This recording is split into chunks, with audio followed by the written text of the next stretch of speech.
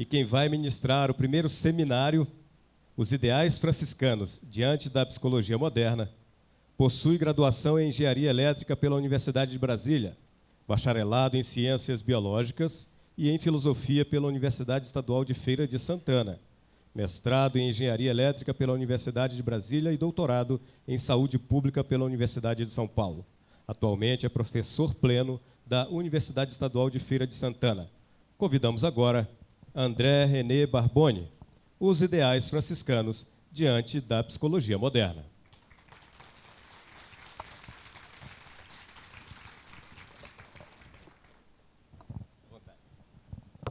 Bom dia.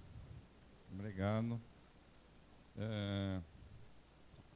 Obrigado pelo convite, né? É um prazer estar aqui, e ainda mais com um tema desse, né? Empolgante, São Francisco, possibilidade de integrar esse tema com outros temas que a gente vem estudando.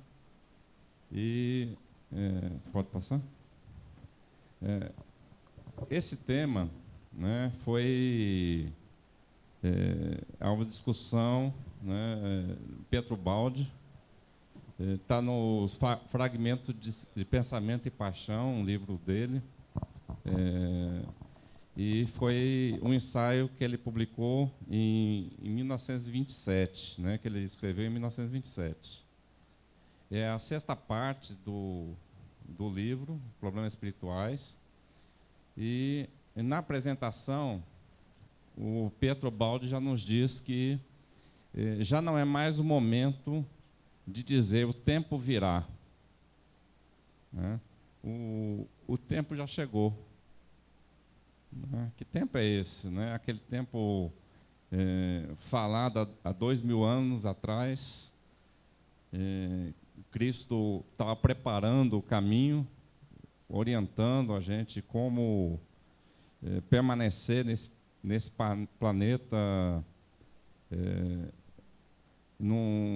na sua progressão espiritual, e a hora chegou. E essa grande ressurreição espiritual do mundo, ela tem um programa que o Cristo trouxe, que é ama o teu próximo como a ti mesmo, né? E tal como está no folheto do Congresso, né, na palavra de Francisco de Assis, em que a gente deve pregar sempre o Evangelho, né, e, se preciso for, usar palavras. Isso quer dizer que o Evangelho é para ser vivido, né, para ser exemplificado. A gente não fala para dizer faça o que eu falo, mas faça o que eu faço, né? Então, é aí que está a tônica, né, do trabalho do Cristo e do trabalho de Francisco de Assis e do próprio Pietro Baldi, que a gente vai tentar trazer aqui, né? Próximo. Nesse trabalho, nesse ensaio do Baldi, né, ele fala do São Francisco, né, o santo de Assis, como um fenômeno espiritual, um fato psicológico, e ele vai usar a via inusitada da intuição pessoal para poder descrever isso. São Francisco vive também hoje, é outra coisa que ele vai dizer, né? Mas vive hoje, estranho isso, né? Mas vamos ver. É um fenômeno atual que se acha sob as nossas vistas e que podemos observar diariamente. Diariamente. A semelhança de Cristo é um conceito que jamais morre. E o ideal faz parte integrante da vida humana e tende, através do século, a fazer-se cada vez mais espiritual, né? Isso são frases que eu coletei desse texto aí do Baldi, né, que são bastante significativas, né? Aí o próximo.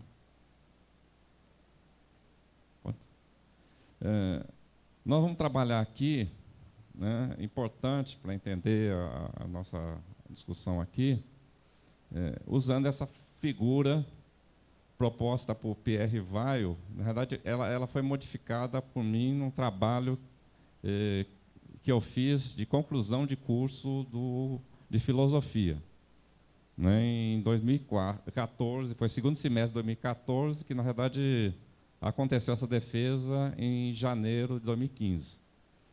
Né. Essa figura proposta por Pierre Weil, na verdade, ela não tem essa linha pontilhada em vermelho, e a figura original tinha um símbolo aqui da escata, o infinito.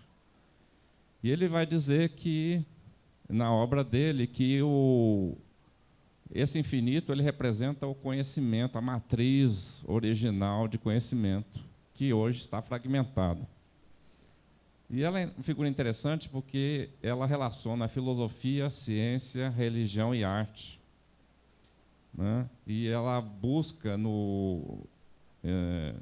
na leitura que ele faz do Jung, né, uma relação entre os tipos de inteligência, racional, intuitivo, né, inteligência que usa a sensação e o sentimento. E essa figura eu usei inicialmente numa aula de metodologia científica, para explicar para os meus alunos que estavam com dúvida, né, o que fazer, uma pesquisa qualitativa ou uma pesquisa quantitativa. Alguns professores, né, desses alunos, da linha de estudo qualitativo, estavam puxando a brasa para a sua sardinha, né, e os alunos estavam com o seguinte discurso. Claro que não foram os professores que falaram isso para eles, né, mas aluno às vezes entende a coisa errado, né? Então, eles falavam assim: o que é melhor, quantidade ou qualidade? Se qualidade é melhor, então pesquisa qualitativa é melhor, né? E aí eu falei assim: não, espera aí, eu venho da engenharia, e na engenharia, né, o método que os professores usavam para caracterizar a pesquisa quantitativa era o método cartesiano.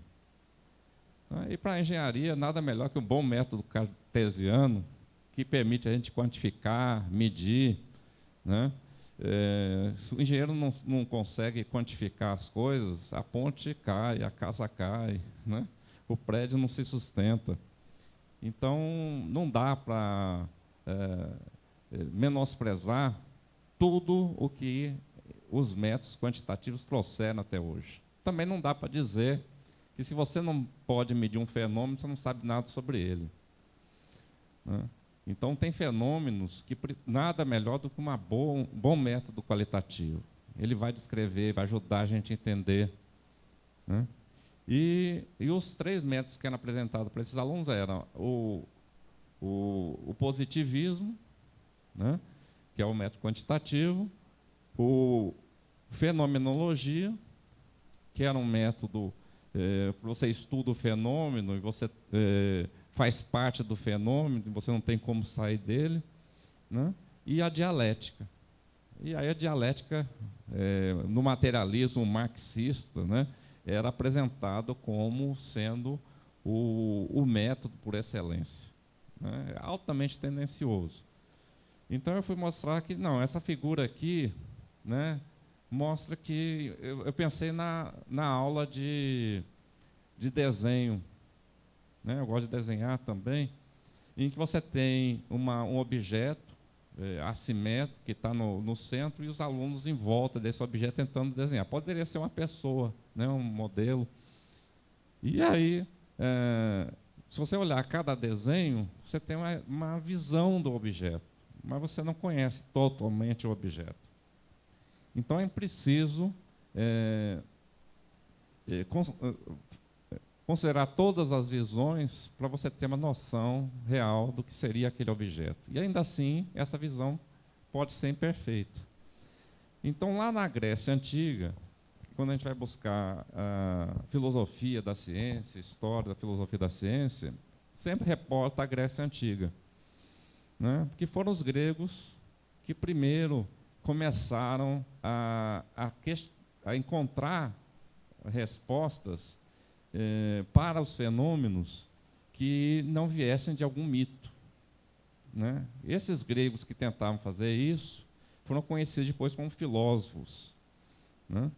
E essa forma de pensar, de discutir, de raciocinar, né, levou a conceitos assim surpreendentes, né? E levou a ideia do átomo, né, com Demócrito, levou a ideias bem mais sofisticadas.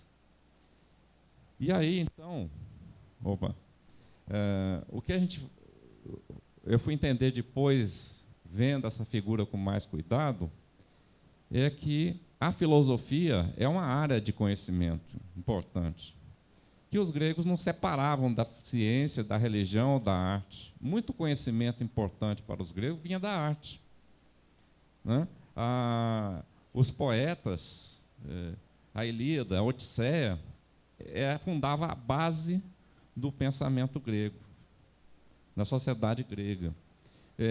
Muitos problemas foram evitados de revelações que vieram da religião, dos oráculos, e essa era muito respeitada. A filosofia também era respeitada, e a ciência era vista pelos gregos, não como ela é hoje, mas era uma ciência um pouco diferente. Isso tudo estava integrado. O homem grego buscava o homem integral, né? A mente sã num corpo são.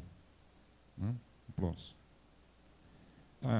Então, aquela figura me ajudou a entender também que, com o tempo, a ideia foi mudando, né? Num determinado momento histórico, a verdade ela vinha da religião.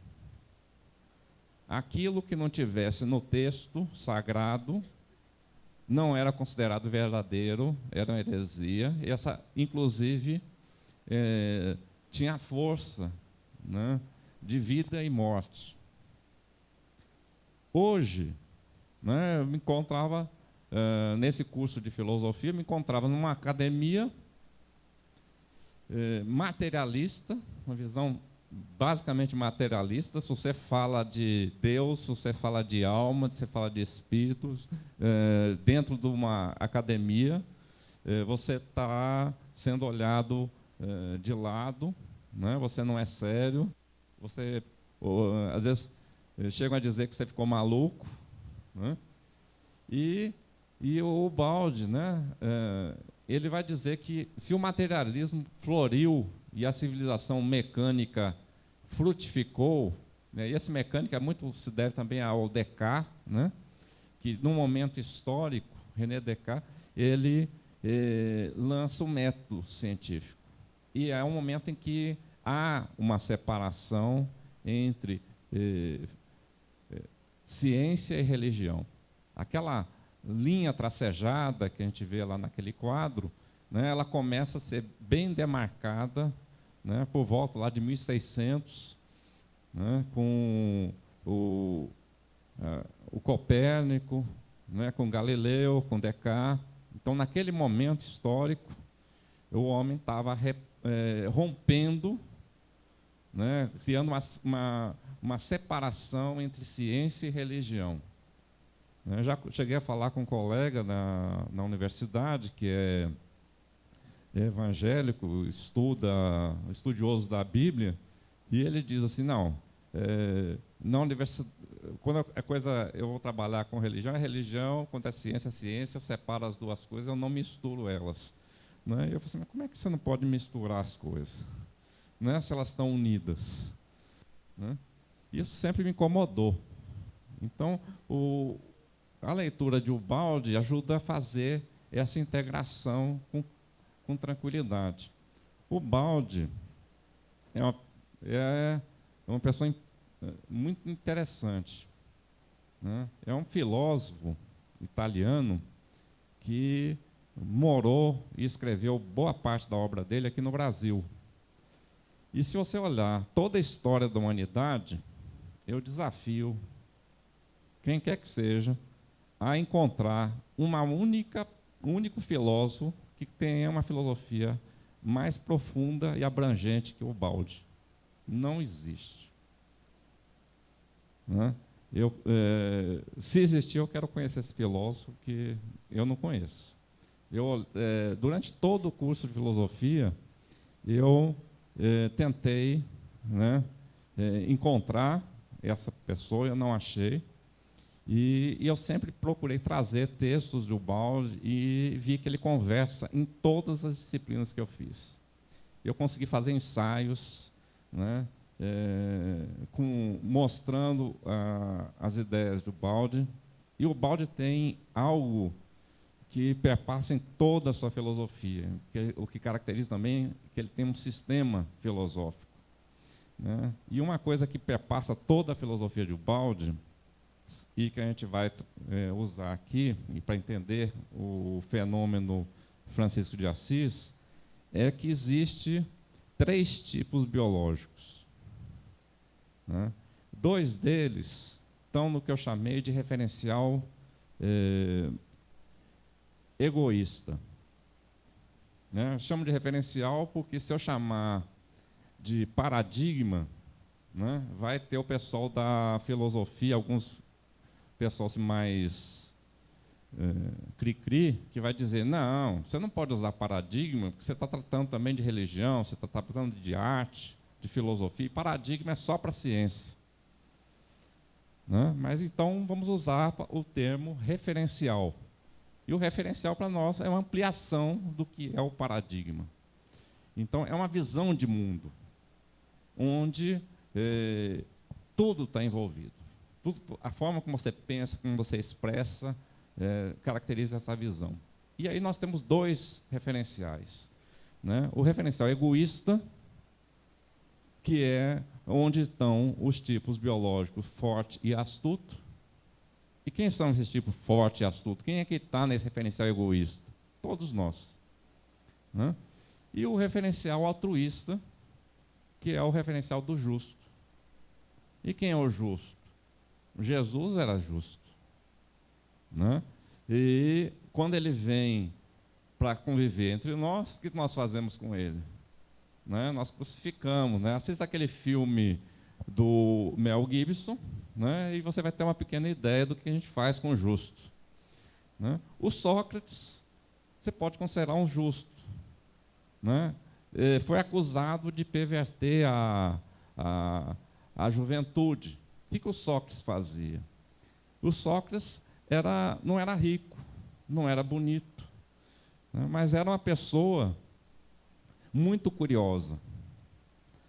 E sabia, tudo o que ele sabia, que ele nada sabia. Mas ele era curioso, ele queria aprender com quem sabia. Quando ele foi no oráculo de Delfos, o oráculo de Delfos disse que ele era o homem mais sábio da Grécia. Como é que eu posso ser o homem mais sábio da Grécia, se tudo que eu sei é que nada sei? E aí ele começava a questionar as pessoas que ele encontrava, que diziam que sabiam alguma coisa. E ele era muito inteligente, fazia perguntas bastante críticas, bastante provocativas. E nessa história ele acabava descobrindo que a pessoa não sabia aquilo que ela dizia que saber. E isso colocava a pessoa em uma situação meio desconfortável, principalmente porque essas pessoas, elas se diziam donas de um conhecimento e capazes de transmitir esse conhecimento para outras pessoas. Por exemplo, uma virtude. E Sócrates falou assim: espera aí, eu sei que a virtude é algo que não pode ser transmitido, né? Um filho de um grande general não se torna um bom general. Um filho de um grande músico não se torna músico só porque é filho dele, né? E não porque o general ou o músico não queira ensinar o seu filho. Claro que ele quer. Claro que ele quer o melhor para o seu filho. Mas a virtude é algo que tem que ser conquistado. E essas pessoas diziam que elas conseguiam ensinar a pessoa a ser virtuosa. Então, o Sócrates era uma pessoa que estava em busca da verdade. Ele era sincero nessa busca de verdade. Ele era muito honesto, muito correto. E aí acabou que foi condenado a beber cicuta. Ele teve a chance de fugir com os amigos, mas ele disse que não, porque ele tinha se comprometido a aceitar o veredicto, né, do julgamento dele, e, como ele foi condenado, ele aceitou e tomou o cicuto, né, e consolava os amigos, dizendo, não, por que vocês estão chorando? Né, a vida continua. Então, o Sócrates, ele era reencarnacionista, né, e o Platão, discípulo dele, também era. Então, lá no grego, na filosofia, no nascimento da filosofia grega, né, o que nós temos os filósofos pré-socráticos, os socráticos e os pós-socráticos, vamos dizer assim. Né? Dos pré-socráticos, nós só temos fragmentos. O Sócrates, ele mesmo não escreveu nada. Né? O que nós temos ali foram os escritos do Platão, que era discípulo de Sócrates, e de Aristóteles, que é considerado também um filósofo socrático, porque foi discípulo de Platão. Então, desses, nós temos obras. As obras chegaram até hoje, até nós. Né? Estão em grego, original, aí foram traduzidas e chegaram até nós. O estudo filosófico, a leitura filosófica, é uma leitura lenta, é uma leitura cuidadosa. Né? Pra vocês terem uma ideia, às vezes você tenta para estudar uma obra na academia, com os alunos, e um semestre, aí uma aula, às vezes, de 4 horas, você lê um parágrafo, e não sai do parágrafo. E no outro dia vem e retoma o parágrafo, e fica mais 4 horas, e a coisa vai assim. Né? No final do semestre, você conseguiu ler 2, 3 páginas. Por incrível que pareça, esse é o ritmo do filósofo. Né? Mas eu venho lá, eu tinha feito um curso de engenharia elétrica, depois biologia, o ritmo é outro. Então eu fui numa coisa mais acelerada um pouco também. Então, olha só, o Baldi vai dizer que se o materialismo floriu e a civilização mecânica frutificou, né, ou seja, a frutificação, hoje o mundo é muito cartesiano. O Descartes fazia o quê? Ele pegava, o método dele é um método puramente filosófico. Não é o que ele chama método científico dele, é puramente filosófico. Por quê? Porque ele usa a razão e a intuição. São as asas da filosofia. Né? Ele pega um problema complexo e, com a razão, ele quebra o problema em quantas partes forem necessárias. Né? De forma que eu tenha pequenos problemas. E aí, nesses pequenos problemas, né, eu vou intuir a verdade. Ela chega para mim de forma clara e evidente. E aí, novamente, eu uso a razão, remontando o quebra-cabeça e verificando se tudo continua coerente. E aí, com esse método, o Descartes falou assim, olha, eu não sei muito sobre um assunto, mas eu uso esse método, aprendo algo, e à medida que eu vou aplicando mais e mais esse método, eu vou aprendendo, e minha base de conhecimento vai aumentando. E essa forma de saber, de conhecer, né, é o que formou a ciência. A ciência, ela não é dona da verdade. Uma coisa científica não é porque ela é verdadeira, mas ela é boa por quê? Porque a ciência, tudo é teoria. E teoria que permanece válida, aceitável, enquanto ela se sustentar. Enquanto alguém não chegar e mostrar que tem problemas com ela, ela tem que ser reformulada. Mas se alguém vai e aponta os problemas dessa teoria, ela pode então ser reformulada. E ao ser reformulada, ela se melhora. E aí, o mérito da ciência não está em não errar, mas em reconhecer o seu erro, corrigi-lo e manter esse processo continuamente. Né? É o que a gente chama uma ciência não dogmática.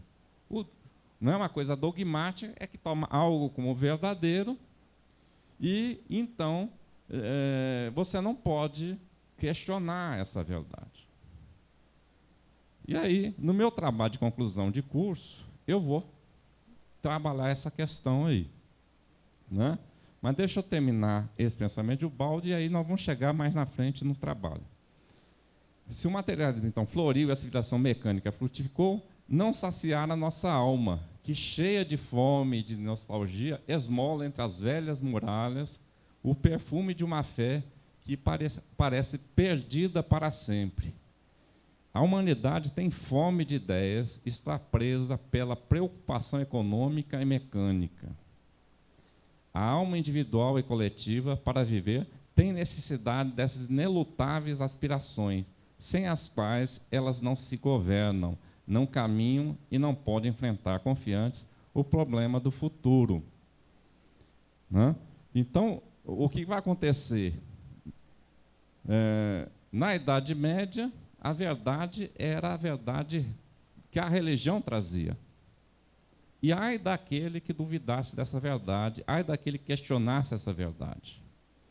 Hoje, a verdade está na ciência materialista, e ai daquele que duvida dessa verdade. Nós caímos num outro polo. Só que quanto mais materialista o mundo fica, mais fome de espiritualidade ele tem. O que mostra que nós não alcançamos uma verdade. Porque se nós alcançássemos a verdade, né, nós estaríamos satisfeitos. E nós não estamos. Então, essa verdade que a ciência está colocando hoje de forma dogmática, tão dogmática quanto era a verdade que a religião colocava lá no auge da Idade Média, da Inquisição e tudo mais que se possa pensar ali, né?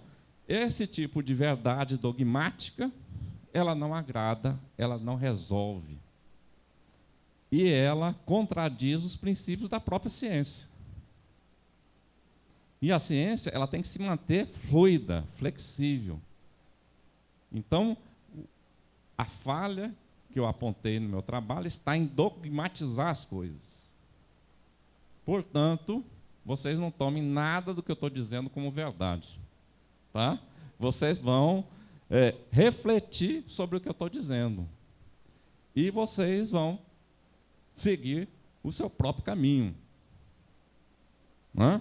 Pode dizer, olha, André está falando bobagem. E aí você vai para o outro caminho. Lá na frente pode ser que você descubra que eu não falei tanta bobagem assim, que tinha alguma coisa de verdade. Aí você volta, né? Pega alguma coisa, vê onde é que você falhou e você vai achar o seu caminho para a verdade. Então, próximo. Note que as leis da vida procuram equilíbrio e qualquer abuso é logo corrigido como uma reação. O Baldi ele vai estudar, né, como eu falei, a filosofia dele é extremamente abrangente. Então, ele vai estudar essas leis universais. E o que ele fala, né, vai se mostrar muito rico. E conversa com várias outras ideias de outras fontes. Né? Outra coisa que me foi muito questionado no curso de filosofia. Como é que se faz hoje filosofia no Brasil? Né? O Brasil, ele acabou importando uma escola filosófica que a gente chama estruturalismo, que é uma escola francesa. Né? Nessa escola filosófica, você tem um filósofo, por exemplo, o Baldi. Então, se eu quiser seguir essa escola filosófica, eu tenho que pegar um filósofo como o Baldi, por exemplo, e eu vou me ater às obras de Ubaldi e à dos comentadores de Ubaldi, e não vou sair disso.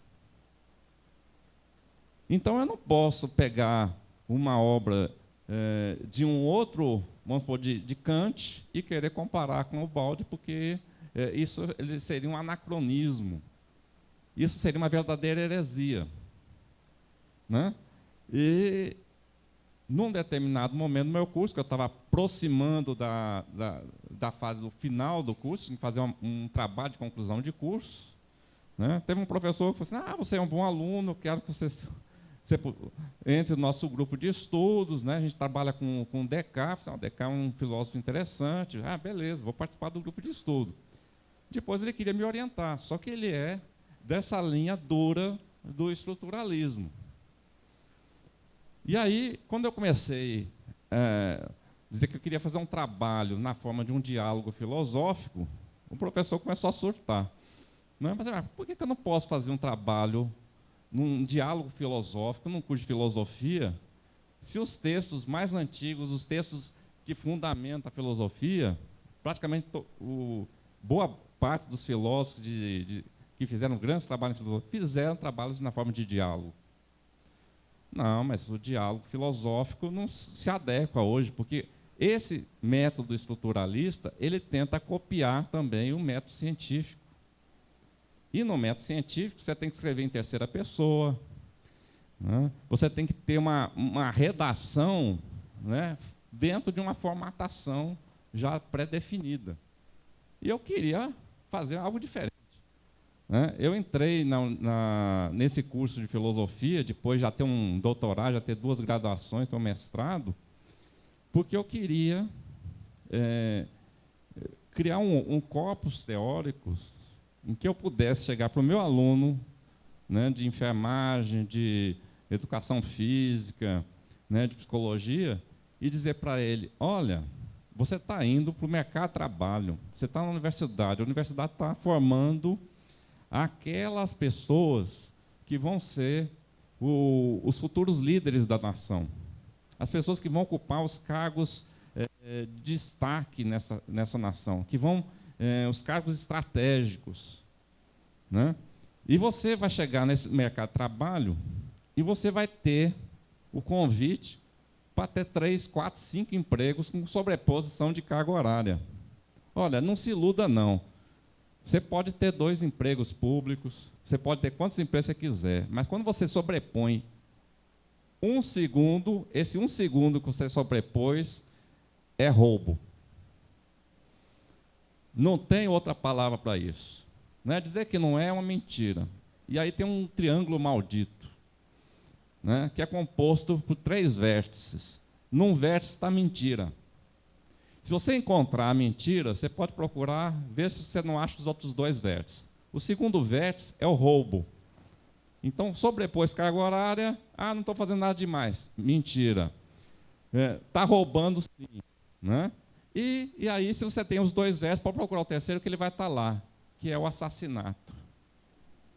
Se você não matar alguém fisicamente, você vai matar a imagem de alguém, né? Qualquer um que aponte esse roubo, você vai ter que descaracterizar ele, você vai ter que desqualificar ele, e de alguma forma você vai matar a imagem dessa pessoa.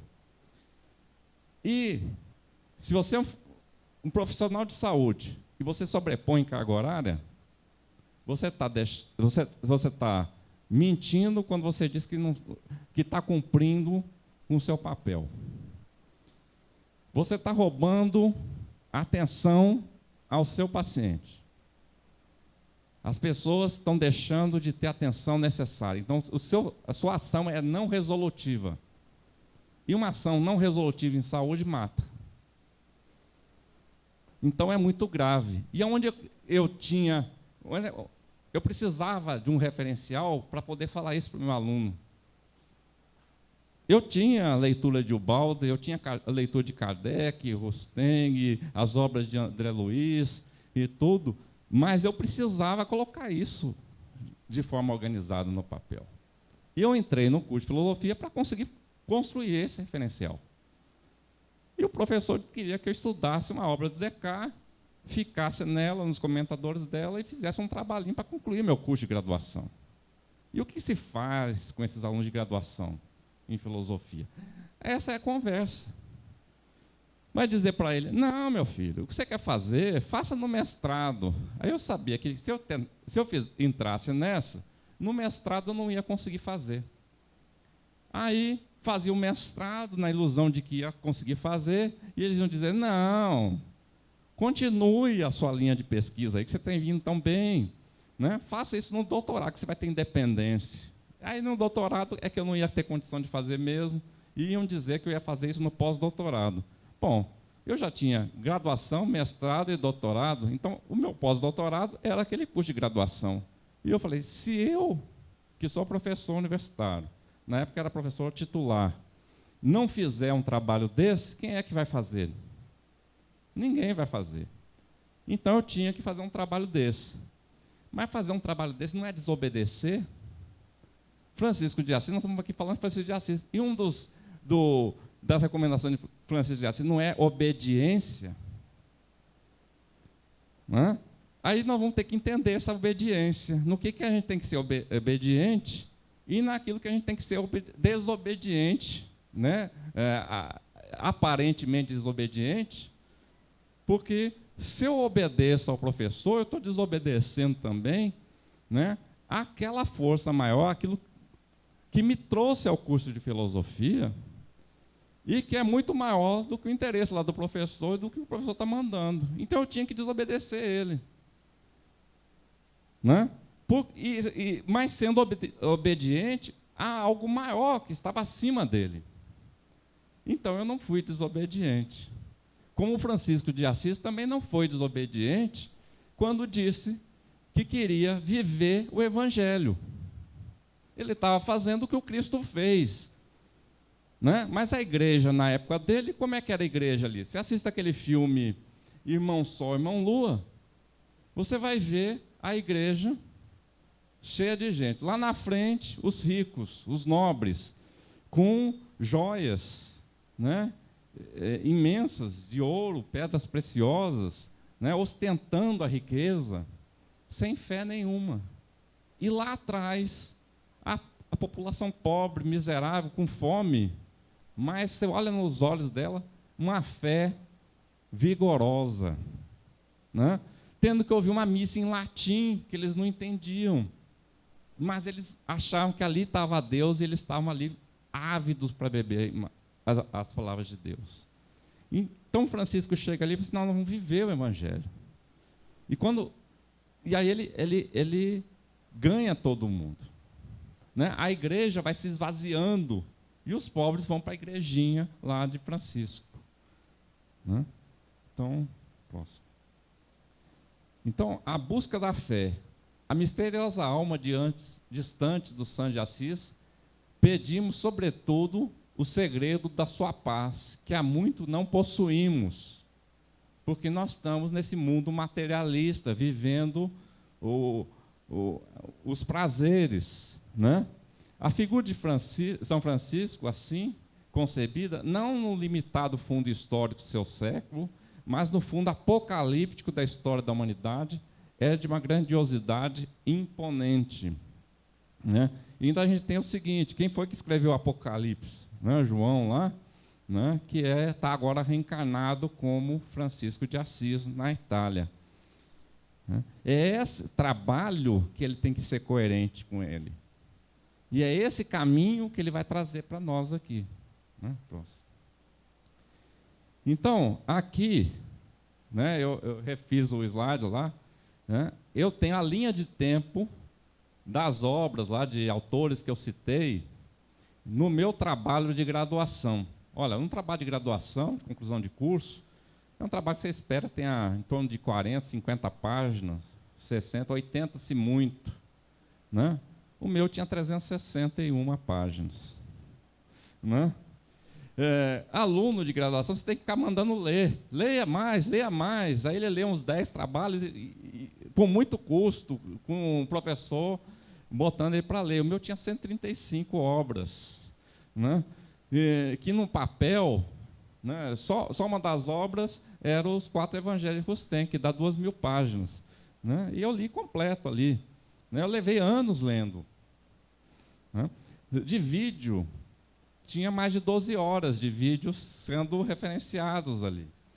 Então, eu sabia que era um trabalho que estava muito acima do que se espera de um aluno de graduação, né? E sofrendo todo tipo de pressão. Né?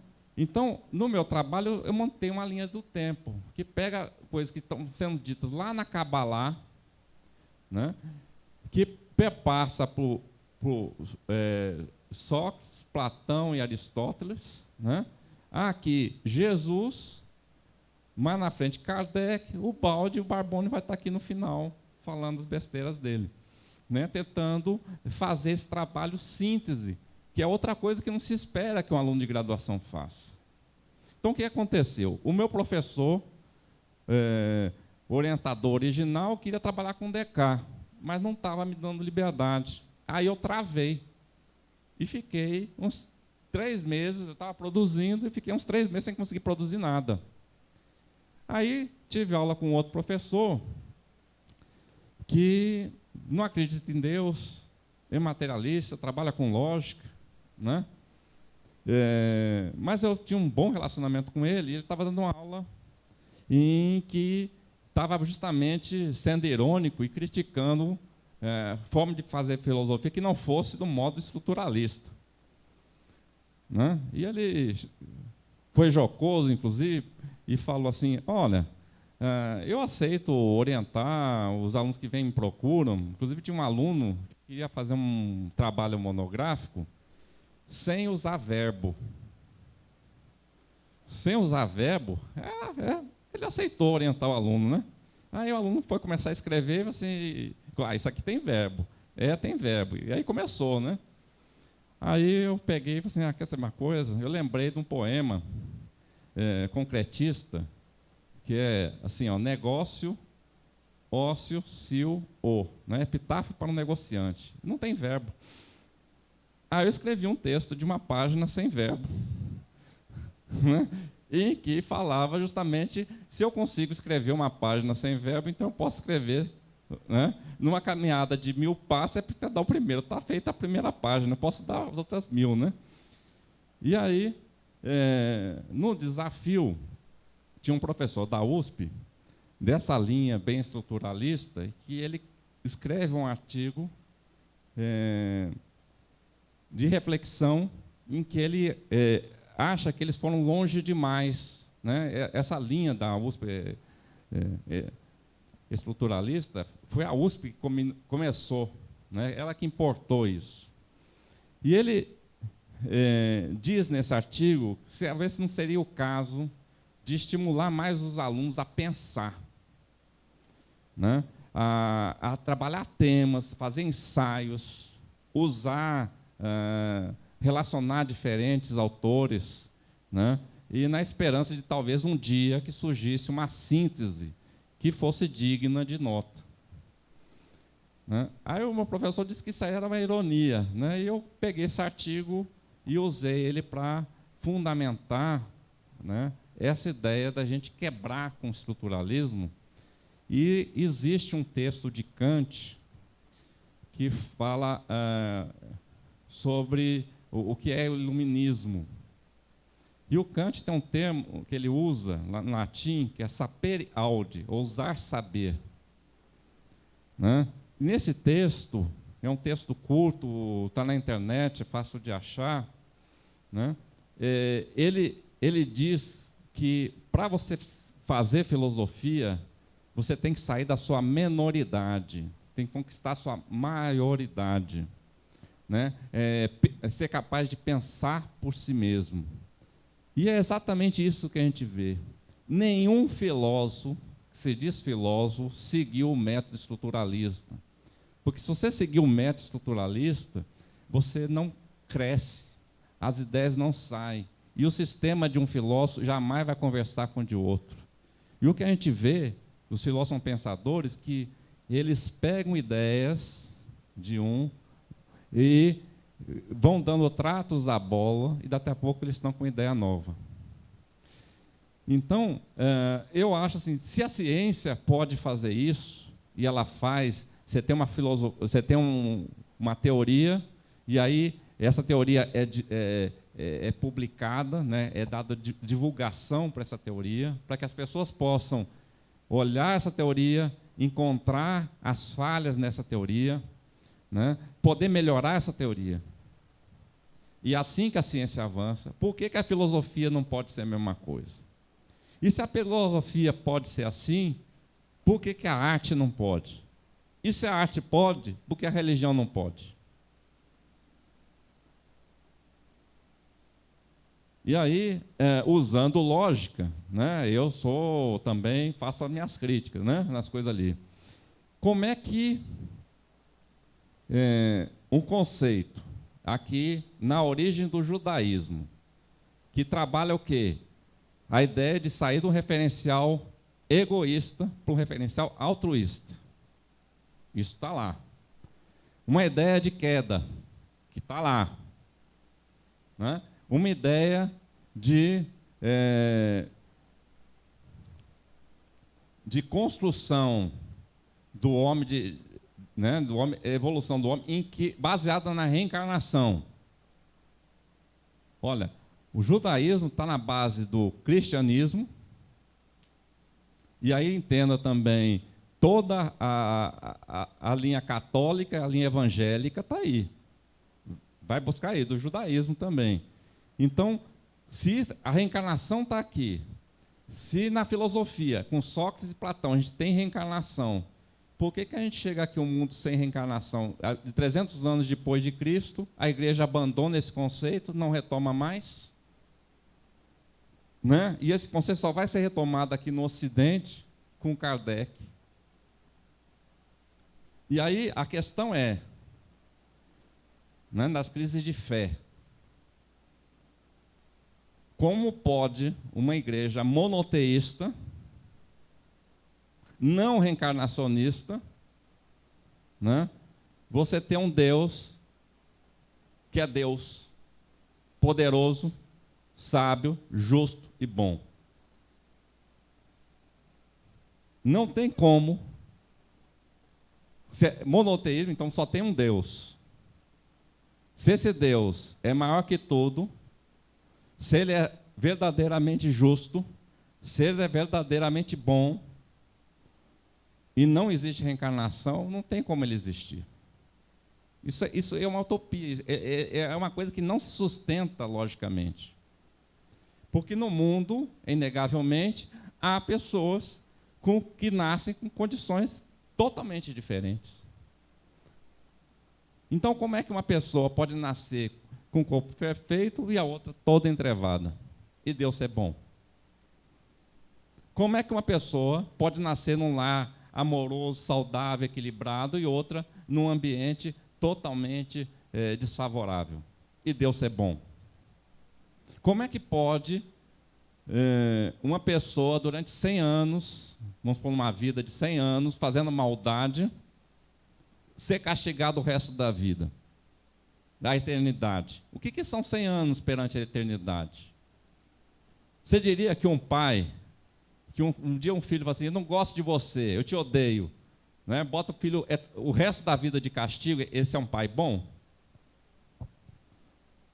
Então, como é que pode ter um inferno eterno para uma pessoa que passou 100 anos fazendo maldade? Como é que Hitler pode ficar no inferno?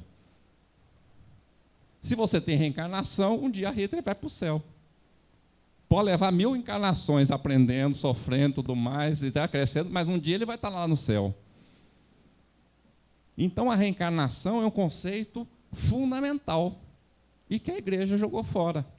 Esse estudo aqui me ajudou a descobrir isso aí.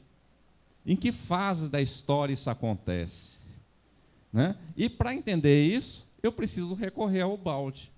Porque a ação que joga a encarnação para fora dos cânones da igreja foi uma ação dos astutos, que somos nós. O Império Romano estava se desmoronando, e nessa fase da história, ele vê no cristianismo a solução de salvação, a tábua de salvação para ele. E aí que surge a Igreja Católica Apostólica Romana, que era o exército romano, o Império Romano, assumindo algo sagrado e corrompendo esse algo sagrado. Só que a mensagem original estava lá. E o Francisco de Assis vem trazer isso aí, vem recuperar, vem resgatar isso aí. Então, o trabalho de Francisco de Assis é um trabalho de gigante. Não é qualquer um que consegue fazer um trabalho desse. E ele não resolveu sozinho. Ainda a igreja tem coisas para rever.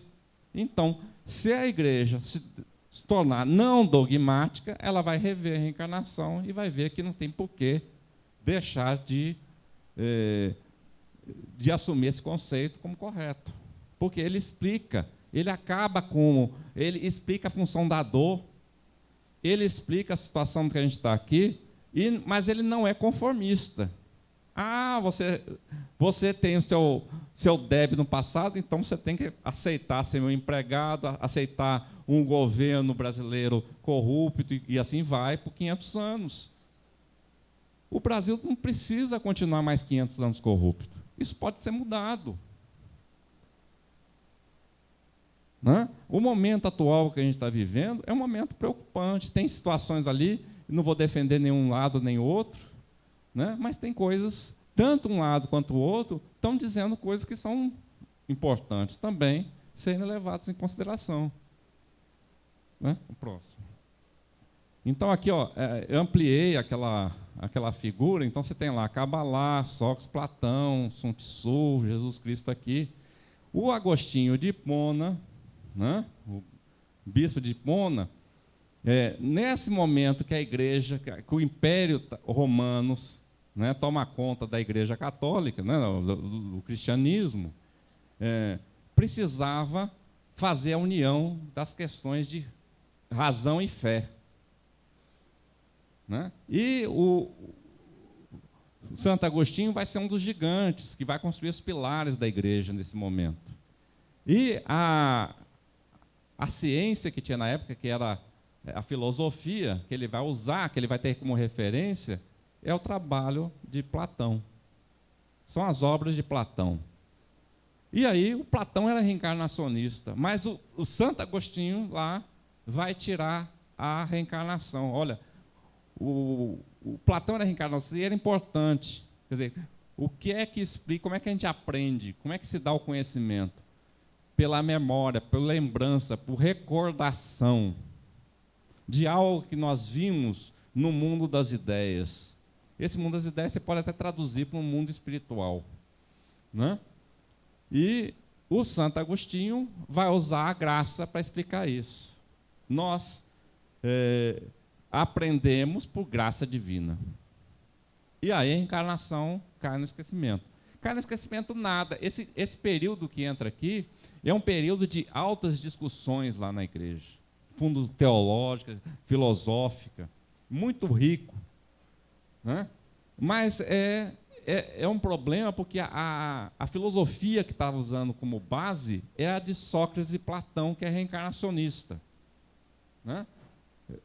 Isso vai ser resolvido, você tem Maomé aqui. Maomé, ele está mais ou menos 500 anos depois de Cristo. Né? E aí há uma divisão ali. Então você tem o mundo árabe, né? Aquelas guerras, começam as guerras das cruzadas, os árabes tomam Egito, Alexandria, aquela coisa toda, e as obras de Aristóteles, né? Aristóteles foi discípulo de Platão, né? E foi professor também do Alexandre o Grande. E o Alexandre o Grande dominou a Grécia, dominou a Europa ali, a Ásia, né? Um grande império. E os gregos não gostavam muito desses ditadores, não.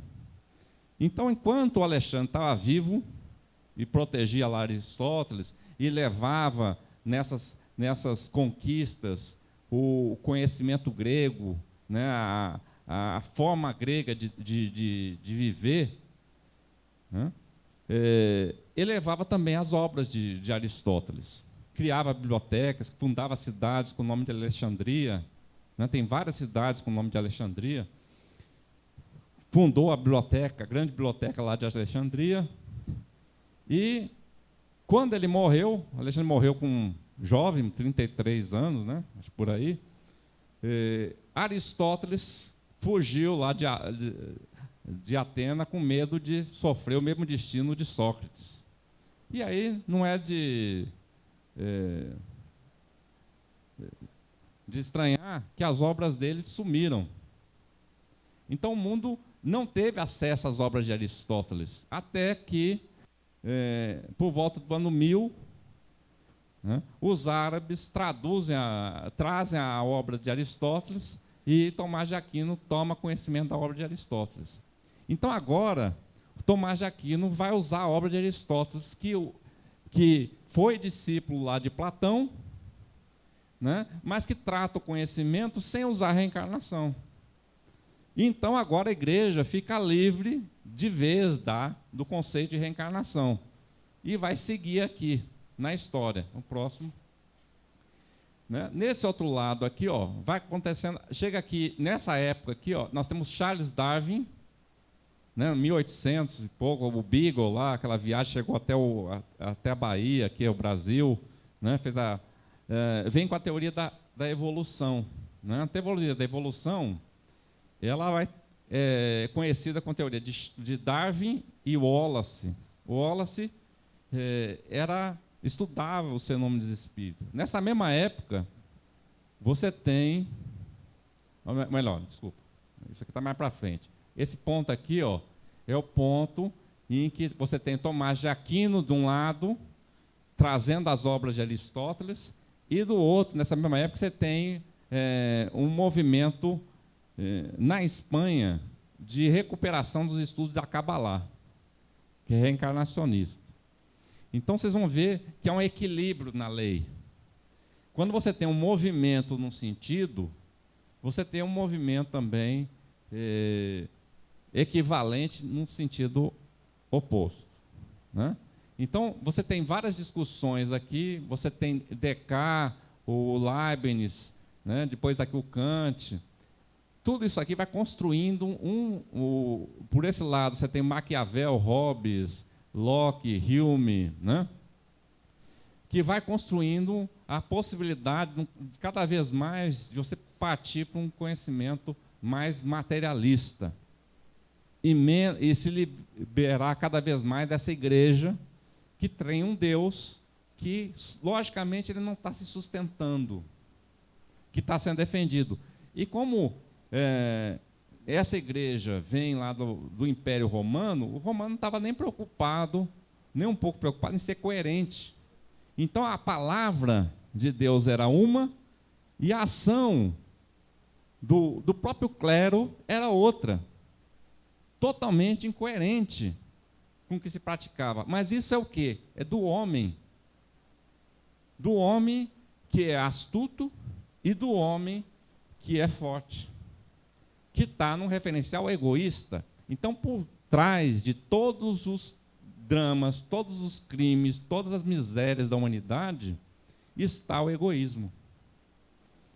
E a Cabalá já dizia, para você ter que se libertar disso, você tem que ir para uma visão altruísta, para um amor altruísta.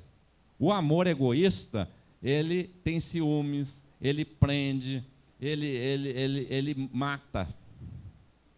O amor altruísta, ele liberta, ele confia, ele quer ver o outro melhor. Então, a coisa vai acontecendo até que nos anos 1800, né, você está acontecendo o Darwin lá, trazendo a teoria da evolução, Darwin e Wallace, né, e o Kardec fazendo a investigação dos fenômenos espíritas, né, trazendo uma ciência espírita, uma ciência positivista, baseada em fatos positivos. Quais eram os fatos positivos que Kardec estudava? Ele falou assim, olha, está tendo uma comunicação, diz que teve um espírito aqui se comunicando. Né? Isso eu posso até duvidar, pode ser um embuste, pode ser uma enganação. Né? Mas ela produziu um texto, e esse texto é um fato positivo. Eu posso ler esse texto, eu posso ver o teor desse texto, eu posso verificar se esse texto tem qualidade, se ele foi escrito por uma pessoa culta, letrada ou não. Eu posso verificar se o médium pelo qual aquele texto diz que foi escrito, né, tem aquele conhecimento, tem aquela... ou não. E aí, quando Kardec começa a investigar esses fenômenos, né, ele verifica que ele tem uma ciência ali. Ele tem toda um universo que está sendo revelado para ele. Né? E o que é mais importante, no meu trabalho também de graduação, eu faço a divisão entre outros dois referenciais. O que eu chamo referencial materialista e o que eu chamo de material espiritualista.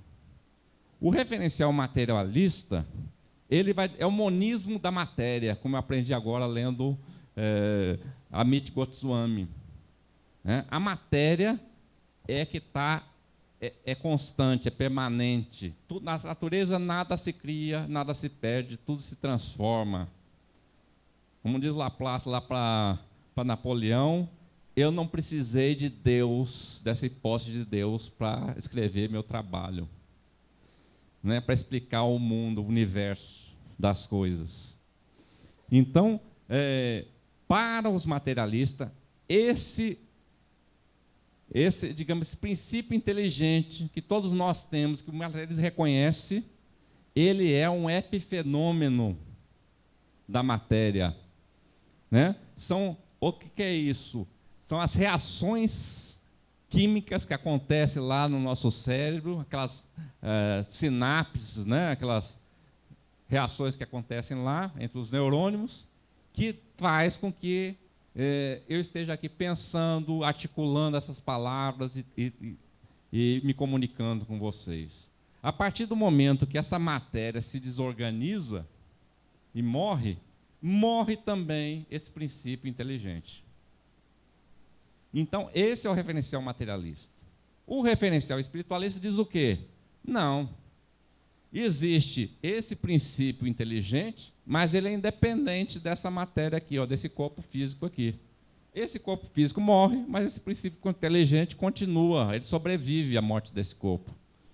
Segundo o Descartes, ele tinha uma outra natureza, uma natureza espiritual. E a outra aqui é natureza material, o que a gente chama dualismo. É conhecido como dualismo cartesiano, né? O Leibniz tentou resolver o problema ali. Como é que uma substância de natureza diferente, ou seja, uma substância espiritual, consegue controlar uma substância material? Como é que o meu espírito consegue dizer meu braço, ó, faça esse movimento? Né? Para Leibniz resolver isso, ele vem com as mônadas e vai dizer que as mônadas estão por trás de tudo, existe um monismo, né? E essa mônada vai explicar, só que a teoria dele é meio confusa. O monismo de Leibniz é confuso, né? E aí vai sendo desacreditado. Quem vai resolver essa questão aqui é o Balde. O Balde entra com a grande equação da substância.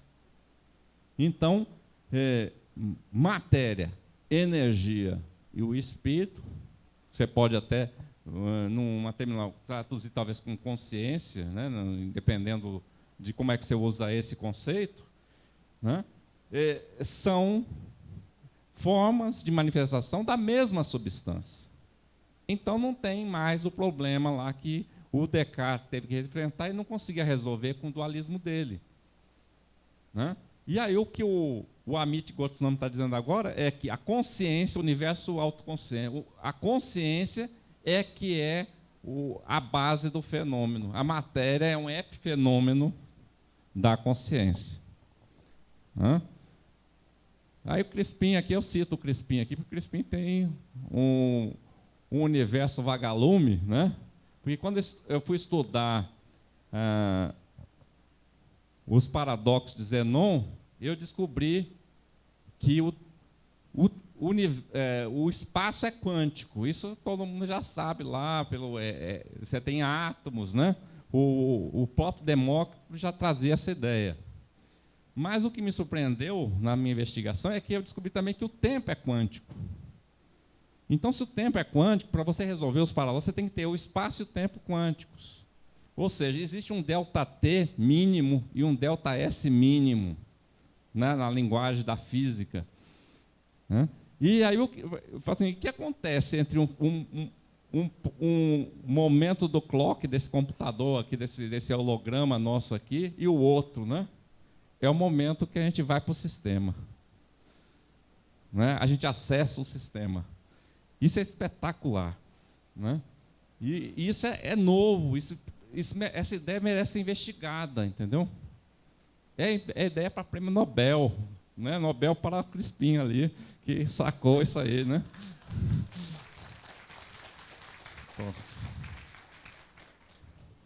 E está registrado, nosso trabalho registra essa ideia, né? Nossa. Então, olha só, o Balde vem com o sistema dele lá, o Queda e Salvação. Tem um livro aqui para vender, comprem, leiam, quem não leu, é muito bacana, né? E a gente estaria nessa faixa aqui, mais ou menos. Ó. Naquele momento em que a gente tem liberdade, né, para errar, mas também é o momento que a gente tem a maior pressão para não errar. É o momento da escolha.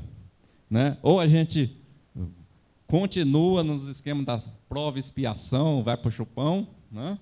o Kiron, né? Ou então a gente toma vergonha na cara e continua aqui. Né? Os mansos herdarão as terras. Quem não for manso, vai se preparando para o chupão. Assiste lá no Discovery, no History Channel, né, tem vários programas lá de como fazer fogo, né, o pessoal largados e pelados ali. Né, ali é o treinamento para ir para o chupão. Né, porque lá no chupão o sujeito vai andar pelado, vai ter que fazer fogo, caçar. Né. Agora, aqui, né, essa coisa já está mais ou menos resolvida. Né. Então, tem computador, tem internet, tem cinema. Lá não tem nada disso. Né. Próximo. No material, eu também peguei esse material do Pierre Weil e fiz modificação. Então, está aqui, ó, relacionando com o Balde, nós teríamos o sistema, que é lá a informação. Né? Eu faço uma crítica também, nesse trabalho, ao trabalho do Heidegger, né? Um alemão contemporâneo de Balde, e que é muito estudado na academia. Então, eu tive professores lá que eram especialistas em Heidegger. E o Heidegger tem um livro chamado Ser e o Tempo, que é a obra básica dele. E é uma obra inacabada. E aí você fala assim, uma obra inacabada deve ser uma obra de final de vida. Né? Ele começou a escrever, morreu, e aí o pessoal juntou e publicou. Não, foi uma obra inacabada que ele viveu muitos anos depois. Então, foi inacabada e foi publicada inacabada enquanto ele estava vivo. Né? E bem vivo, e publicando e escrevendo mais coisas. Né? Mas, em outro livro, que eu cito também, ele tem uma pergunta que ele considera a questão fundamental da filosofia, que é, por que simplesmente o ente e não antes o nada? Né?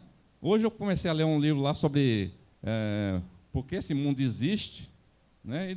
E essa mesma questão estava lá, né, com outra roupagem, mas era a mesma questão, né, que é o que vai trazer o Sartre depois com o existencialismo, onde você vai ter um materialismo mais arraigado. Né. Então, por trás de tudo está o nada. Né, por que não o nada? Né, o acaso. Né, quem é o Deus que a gente acha que é Deus? Não é nada, é o acaso. Né. E aí a ciência vai tentando derrubar, esses cientistas materialistas vão tentando derrubar a religiosidade, mostrando que os fenômenos complexos, e aí quando eu citei lá o Darwin, né, o Darwin vai trazer um combustível, digamos assim, munição para esse ataque deles. Né?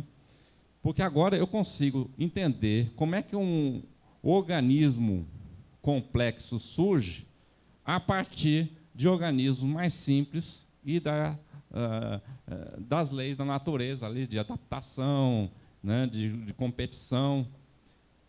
E não tem mais aquela história do relojoeiro lá.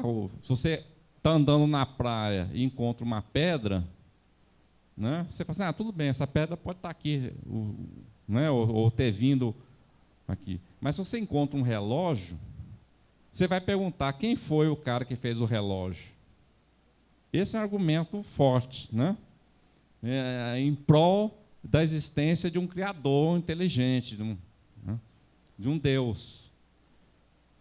Mas parece que a teoria da evolução vem derrubar isso. Eu descobri mais tarde né, depois da minha defesa lá, que o Baldi ele é um filósofo evolucionário. Ele faz parte de um grupo de filósofos que ampliam o sentido da evolução e ampliam o tempo de análise. Então, o tempo de análise de Baldi é um tempo gigantesco, que ultrapassa os 13 bilhões ou 14 bilhões aí de anos aí do Big Bang até hoje. Né? É uma análise bem mais profunda. Né? A psicologia de Baldi é muito superior à de um Jung, até de um Freud, que analisa só um período de vida e tenta explicar nesse período. Então, todo o seu é complexo de traumas que você sofreu na infância, de frustrações com o pai, com a mãe e tudo mais. Quando você coloca a reencarnação aí, isso aí tudo bem, tem importância, mas também tem as demais vidas que você teve no passado, toda o emaranhado familiar que traz nessa constelação para você chegar aqui hoje. Então, você começa a ter agora, mesmo na psicologia, gente que está trabalhando com a ideia da reencarnação e está vendo que a vida começa quando? É no nascimento. Quando você faz regressão, você vê memórias que estão no útero. Então, como, por exemplo, sustentar a ideia de legalização do aborto se você tem memórias que são reportadas intrauterinas? Então, lá tem vida, e tem gente lá pensando, e tem consciência ali naquela intrauterina. Independentemente disso, se você deixa a natureza seguir seu curso, né, 9 meses depois que a mulher engravidou, vai ter uma criança aqui, um ser senciente, interagindo com a gente. Então, na lógica materialista, não, eu estou eliminando um punhado de células, acabou, não estou fazendo nada demais.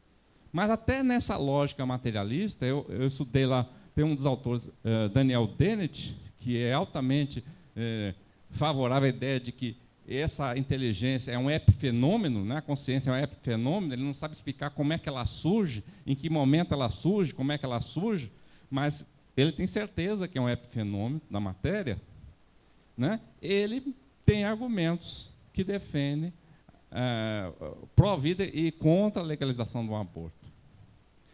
Né? E eu tenho que trabalhar com meus alunos com esse tipo de tema. Né? Porque se o aborto é legalizado, eu pergunto lá para os meus alunos, você faria um aborto?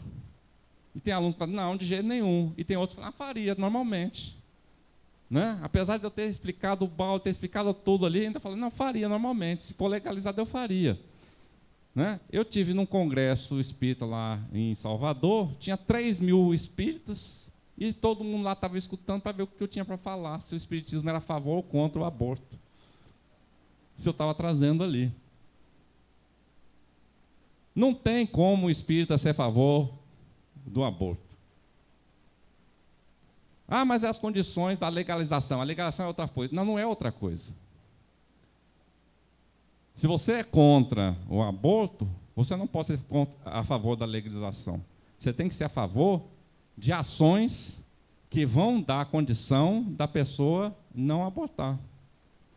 Ela pode, por exemplo, não engravidar, se ela não quer ter o filho, ela pode não engravidar, porque sexo é para adulto, não é para criança. Certo? Então, nós temos que ter responsabilidade. Faltam 10 minutos, então estou me acelerando aqui. Né? Mas, observe que eu vou lidar com questões polêmicas. E isso tem a ver com deliberação. E deliberação, assim, tem momentos da vida da gente que a gente tem que tomar uma decisão. E a gente não conhece o futuro. Então, a filosofia serve para quê? Para ajudar também a gente a conhecer. Esse é o papel verdadeiro da filosofia. Quando você pega um trabalho do Heidegger, você vai ver que ele se perde. Ele vai dizer que tem 3 formas de ser doente. O ente, né? Ele fala o ente, o ser e o nada. Tem 3 formas de ser doente. O ente é tudo que a gente existe aí. Né? O ser, aí.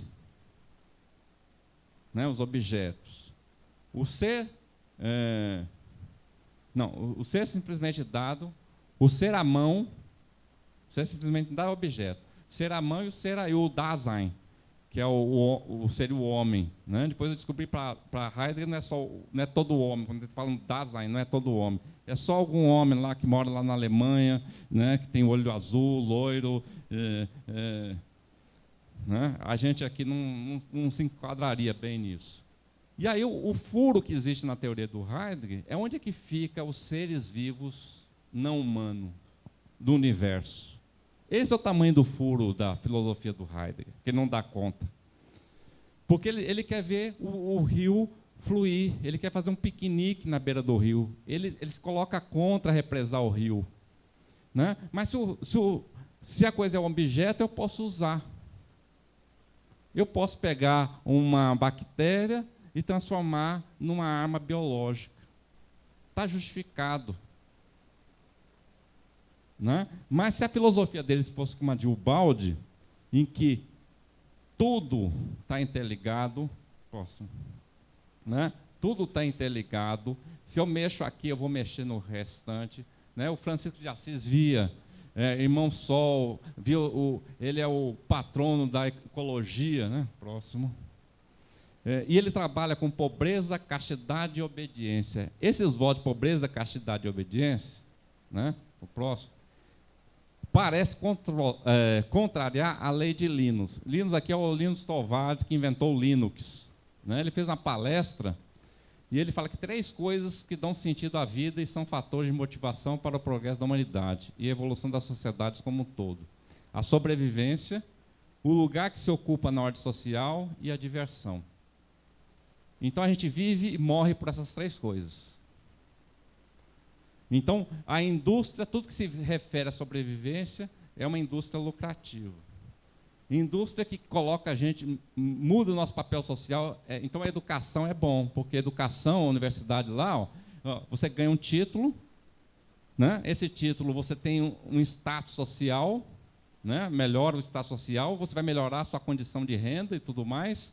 Né? E, às vezes, até você vai fazer algo que você gosta, então você vai até se divertir. A indústria de entretenimento é riquíssima. Próximo. E aí, eu trago, né, do budismo os 8 versos que transformam a mente, que está dentro da lógica também do Francisco de Assis. Né? Com a determinação de alcançar o bem supremo em benefício de todos os seres sencientes, mais preciosos do que uma joia mágica que realiza desejos, vou aprender a prezá-los e estimá-los no mais alto grau. Sempre que estiver na companhia de outras pessoas, vou aprender a pensar em minha pessoa como a mais insignificante dentre elas, e com todo respeito, considerá-las supremas do fundo do meu coração. Olha só que o Francisco de Assis, ele está pregando humildade. A gente precisa fazer isso. Próximo. Em todos os atos, vou aprender a examinar a minha mente e sempre que surgir uma emoção negativa, pondo em risco a mim mesmo e aos outros, vou com firmeza enfrentá-la e evitá-la. Vou prezar os seres que têm natureza perversa e aqueles sobre os quais pesam fortes negatividades e sofrimentos, como se eu tivesse encontrado um tesouro precioso, muito difícil de achar. Olha, o budismo, né, e o pensamento de Francisco de Assis e coadunam aí. Próximo.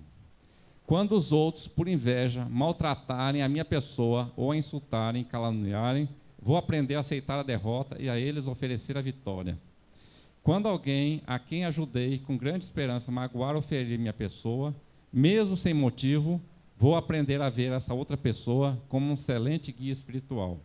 Próximo. Em suma, vou aprender a oferecer a todos, sem exceção, toda ajuda e felicidade por meios diretos e indiretos, e a tomar sobre mim, em sigilo, todos os males e sofrimentos daqueles que foram minhas mães. Vou aprender a manter essas práticas isentas das máculas das 8 preocupações mundanas. E ao compreender todos os fenômenos como ilusórios, serei libertado da escravidão do apego. Quais são essas 8 preocupações mundanas? Gostar de ser elogiado, não gostar de ser criticado. Gostar de ser feliz, não gostar de ser infeliz. Gostar de ganhar, não gostar de perder. Desejar ser famoso, não gostar de ser ignorado. Nossa, está acabando, gente. Então, como entender isso? São Francisco substituiu por 3 renúncias, por 3 votos e por 3 negações o programa da vida secular universalmente pregado, em todos os tempos em nosso mundo. Por que tão radical, sistemática destruição dessa natureza? É o que o Baldi pergunta. Podemos revogar as leis da vida, qualquer que seja em nosso planeta? Onde se deseja chegar com isso? O que se poderá colocar no lugar daquilo que se renegou? Quem é o santo que pretende ele das grandes massas humanas, inertes como montanhas? O que representa na história da humanidade a figura desse pioneiro ideal que caminha na vanguarda do futuro? Materialismo e espiritualismo. O século XIX criou Darwin com a teoria da evolução, demonstrando que o campo biológico, no campo biológico, o cristianismo já havia afirmado no mundo espiritual, fazendo uma escola de dor e fazendo objetivo de vida e aperfeiçoamento moral. O Baldi diz que os 2 conceitos que no último meio século foram considerados opostos e inimigos, constituídos como ponto de discórdia entre as 2 escolas de pensamento, que se guerreavam, o materialismo e o espiritualismo, não são senão o mesmo conceito de progresso, tão espontâneo e intuitivo que se nos imprimiram no corpo e na alma. Está acabando. Então, a filosofia evolucionária de Baldi, biologicamente o homem é resultado de longa evolução animal. Espiritualmente se afastou do mundo animal, do qual emergiu graças ao sistema nervoso, à psique, ao espírito, à alma. Pôs o 4º reino, depois do mineral, vegetal e animal. O reino espiritual, uma raça, que possui em si o divino, um divino ainda não emancipado da animalidade, mas que por essa emancipação e somente por essa luta, desesperadamente, todos os dias. Ele luta desesperadamente todos os dias. Então, é do átomo ao arcanjo. Já está no pensamento de Ubaldi, está no pensamento do Francisco de Assis, e é o que a gente está progredindo. E aí está acabando. Então, o santo está acabando mesmo. O santo, ele é especial. Ele vem trazer algo especial que a gente não tem. Ele é uma exceção. Aí pode passar para a próxima. É tal como o Platão ali, o Sócrates, que falava do mito da caverna. Você está na caverna, preso vendo a sombra, achando que essa que é a realidade. E quando você descobre que ela é outra, você volta, mesmo com perigo, mesmo sendo apedrejado, podendo ser morto, você volta para libertar os seus irmãos. Então, é o mito do herói, é a jornada do herói, é a jornada que eu fiz na minha monografia lá para defender lá o trabalho de graduação. Então, o fenômeno Francisco de Assis, eu tive que viver. Por isso que eu posso falar aqui hoje. Como o Amit Goswami, ele tem uma história que ele diz assim, teve uma mãe que chegou para Gandhi e disse que a menina tinha uma filha que era diabética e pediu para Gandhi falar para ela não comer chocolate. E se ela não comesse chocolate, que era algo que ela gostava muito. Aí o Gandhi falou assim, pede para ela voltar 3 semanas depois. 3 semanas depois ela volta e ele fala para a menina, não coma chocolate. Aí o pessoal fala, mas por que você não falou isso 3 semanas atrás? Essa mãe mora longe, ela teve que vir caminhando, foi um grande sacrifício para ela. É porque há 3 semanas atrás eu não sabia que alguém podia deixar de comer esse chocolate. Então, próximo. O que precisamos compreender? O Evangelho do Cristo e a vida de São Francisco não são senão o código e a experiência desse superamento biológico de redenção. A virtude representa a norma dessa redenção, o artigo do Novo Testamento e da lei nova que conduz à vida superior. O santo realizou-se enquanto a humanidade indolente prefere vencer distâncias incalculáveis em caminhos errados. A lei atroz e feroz do egoísmo e da luta pela vida é substituída pela lei da bondade e da justiça. Próximo. Aí está acabando. Aí, bendita seja a irmã Dor, a escola do homem vai fazer isso. Aí pode passar para o próximo. O santo, então, é esse que vem, esse herói que vem, que vai trazer coisas. Portanto, ele não pode ser totalmente obediente, porque ele tem que ser obediente à missão dele, e a missão dele obriga, às vezes, ele ter que desobedecer certas regras. Próximo. E esse voto de pobreza, castidade e obediência são para o homem comum uma espécie de morte, pois são a negação absoluta dos instintos básicos da personalidade humana. Sobre as cinzas dessa distribuição se inicia o longo trabalho de reconstrução. Né? Então ele combateu o amor, mas apenas na sua mais baixa forma de sensualidade, deixando sobreviver, fomentando-o mesmo como um ímpeto de altruísmo em relação ao próximo, como um ímpeto de alma para Deus. Combateu do mesmo modo a riqueza e a propriedade, no seu sentido de cobiça e de avidez, como fontes de tantos ódios e de tantas dores, mas jamais no sentido de trabalho. Próximo. Então, pobreza é a virtude que tende a substituir a alma humana, onde se encontram todas as raízes, as rivalidades entre os ricos e pobres. Castidade é a virtude que tende a suprimir na alma humana os mais degradantes instintos, a exploração cega das forças naturais, tudo que nivela o homem à besta.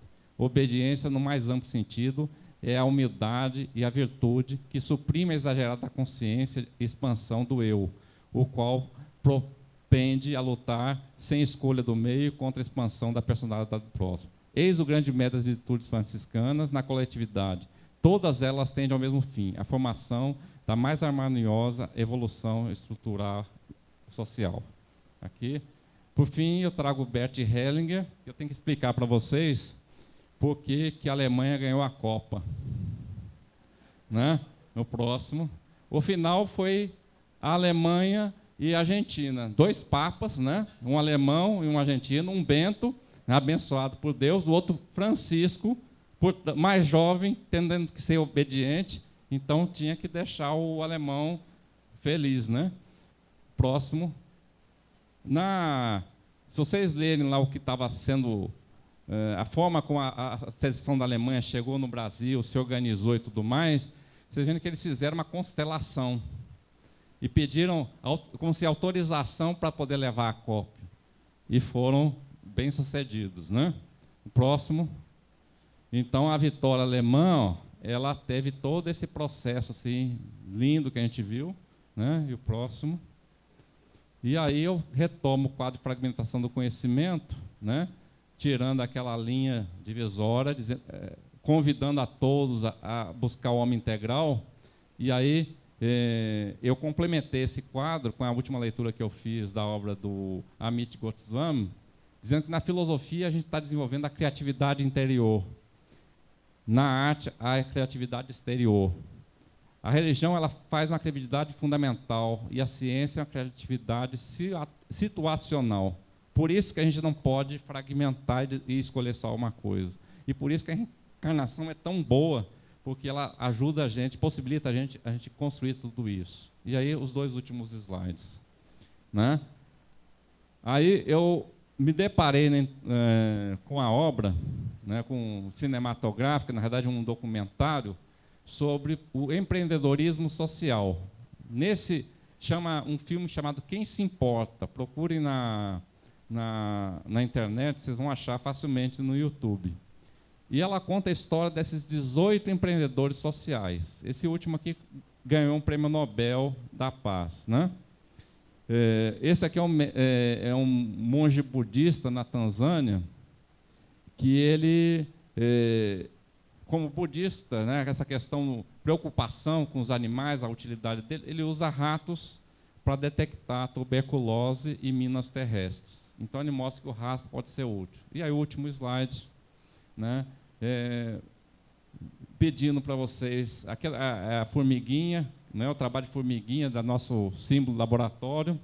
Esse aqui é o nosso site, né, o CRIS, o site Filosofia, Saúde, Educação e Espiritualidade, que a gente mantém. Então, tem esse material, está lá, né, a monografia está lá disponível nesses sites, tem outros ensaios, né, e convidando vocês, a todos nós, né, a sermos gentis um para com os outros, né, porque a gentileza ajuda a gente viver, a construir um mundo melhor.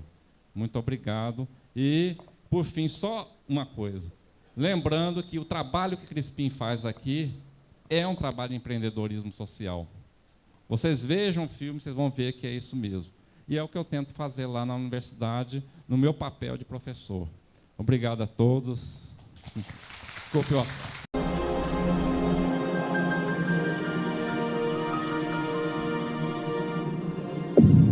Ibis. Instituto Brasileiro de Benemerência e Integração do Ser. www.ibis.org